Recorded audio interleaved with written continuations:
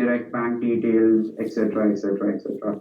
So all of that. So I'll be moving on and forth between the backend system and the front end system. So typically, the moment a customer comes and registers himself, as part of our loan management system, we also have a contact management system which comes to you because we are built on Salesforce.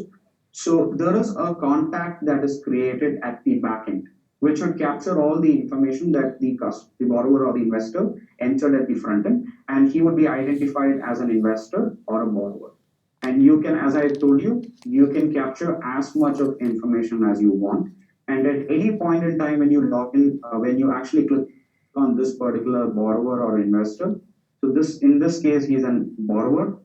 You'll get to see all his personal information, the number of loan applications that he has currently submitted but not yet approved by your system, the current contracts that your platform is servicing him, the credit reports that you have pulled against us, the name, the bank details, the various discussions that you have had with them. You can log the calls. You'll find all the different attachments that you have captured. Could be like the driving license, the PAN card, or ration card, or whatever.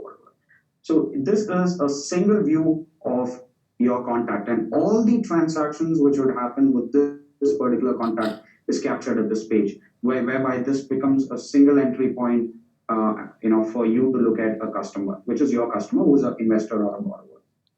And as I told you, Johnson, last time, for your knowledge, Sharit, all the fields that you see here, the page layout can be changed, the fields can be added, you can delete existing fields, you can rename the fields, you can define data types, data length, etc. All in just click a few buttons with absolutely no tech staff required for that. Yeah. So just to move back into the loan application. So let's imagine that you have a front-end borrower who's coming in. He has registered on the website. We have captured all his information, and he's applying for a loan. So whereby he's putting his he chooses a loan product, he is putting the amount, he is deciding on the term, etc., and all the rest of the fields basis which you have created this product.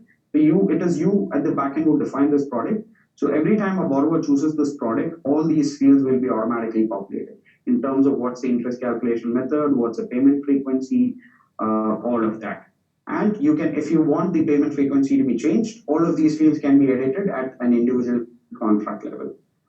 You can capture as much of information as you want, even at a loan application level, including the bank details. And typically, you can even give them a snapshot of how his payment schedule would look like if in case you want it at that point in time, which would show his number of the serial numbers of the payments, the due dates, the interest, the principal, the split, and how the balance declines to zero. The next step could be at the backend where all of this are completely automated. So just to give you an explanation, what I'm currently showing you is the backend CL Originate system, which will help you manage your loan application and the underwriting process. So these 10 steps that you see here on top are just configured by myself in this demo instance. You can change these steps, change the order of the steps, create 30 steps, have just 2 steps. It could even be mapped at a product level. For example, any person who chooses an education loan product, these would be the number of steps and these would be the flow of steps. Any person who chooses for, let's say, a car loan, which is a purpose, you can change, you can have a different origination process for it. Make sense? Yeah. Yeah, go ahead. Great.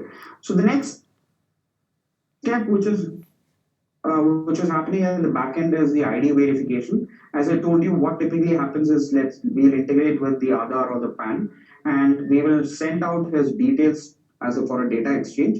And basis the info that the PAN or the Aadhaar provides, we will try and verify it with the information that the borrower has provided into the system.